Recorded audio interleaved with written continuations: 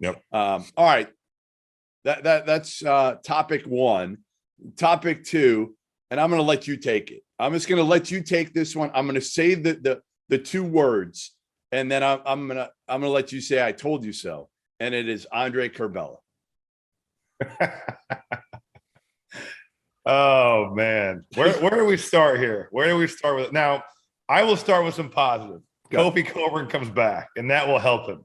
That will help him tremendously because it can't hurt him, Rob. It can't hurt him the way he looks right now. It can't hurt, and in pick and roll, it's going to really change the way teams have to guard them.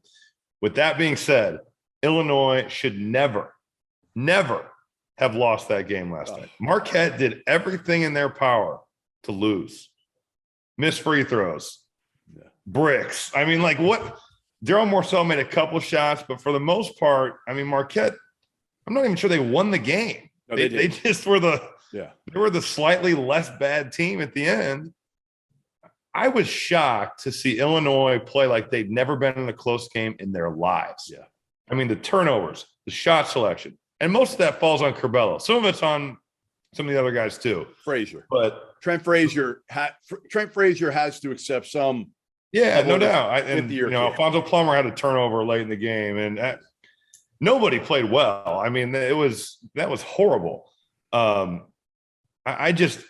shot selection, horrific. Yeah. The 3-point air ball that I think DeMonte Williams saved is one of the worst shots he could. I mean, why are you not driving the ball and making a play for yourself or somebody else? Now, when he did make a play for himself, he got so deep. Kurqueth is still just beating shit in the stands. Kurqueth took the ball from him.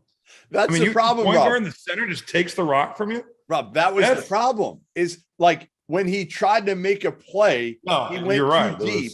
He had no floater. How does Andre Curbelo not have a floater game right now? He's small. He's not the most athletic. Like, he's got to get in the paint and lay it up. I want to ask you, Mr. All-American. And here's the thing that I have an issue about with this. You're going to say Curbelo's an All-American, and you know what? It's one game. Right. Maybe he still will be. Maybe Kofi comes back and he cures all of their ills. Yeah. But how are you not going to just be smart? Colin Gillespie.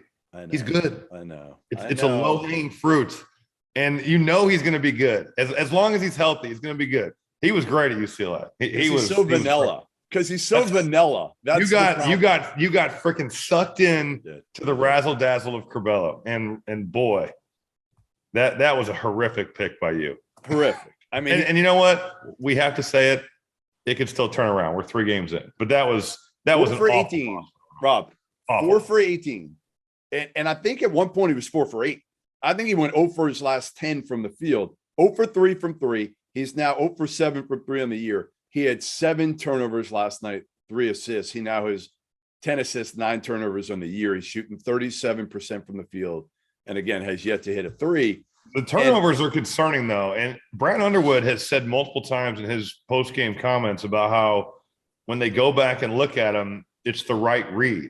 And last night, he was not making the right read. No. There was, whether he was scoring or passing or whatever, like that was bad all around. It was really bad. Again, you can't go that deep when you know you're not a big time athlete that's going to be able to all of a sudden explode and finish over the rim. You can't do that. So ultimately, what you've got to be better at is being able to get in the defense and then kick and find guys. And he made every wrong decision. I did feel bad for him. Because, you feel bad for him or feel bad for you? No, I felt bad for him because I really like Bello as a kid. He's got a lot of passion for the game. And, he's trying to convince everybody at Big Ten Media Day. And even me, I said, listen, first team All-American, you got to make some shots. And he was like, maybe you put so much pressure on him that it just is. I hope not. But I think now it gets in your head a little bit, Rob, because coming into the year, you've got a fresh start, right? You're convincing yourself, I've worked hard in the offseason. So now I'm going to make some shots. And you start out 0 for 7 from 3. Isn't it going to get in his head now going forward? I think, honestly, Kofi coming back is the only thing that maybe keeps that from happening immediately. Yeah. But, yeah, it's hard when you're 0 for on the season and you're like, dude, I was supposed to be better at this year. There's some doubt can certainly creep in. But air ball, I mean, that air ball in crunch time. Yeah, but it's a horrible shot. I mean, it's not his game. Right. Give it to Trent Frazier. If you want somebody to shoot that shot. That's Trent Frazier's shot. Right. No doubt. Because at least he's got the size and he's made shots from deep. Like, go down with Trent Frazier shooting that those last shots. Not. I think you also have to wonder about Trent Frazier. How healthy is he? Yeah. He's wearing that big sleeve on his right shoulder, right? And he played and certainly made shots. And what was he, 7 of 15, 23 points? Yeah. Yeah. He was fine. He was fine. But again, the end of the game, you've got a bunch of veterans and a point guard who's supposed to be a guy who can control the game. And it was just poor decision after poor decision. And we'll see. Listen, maybe we did overrate this team a little bit.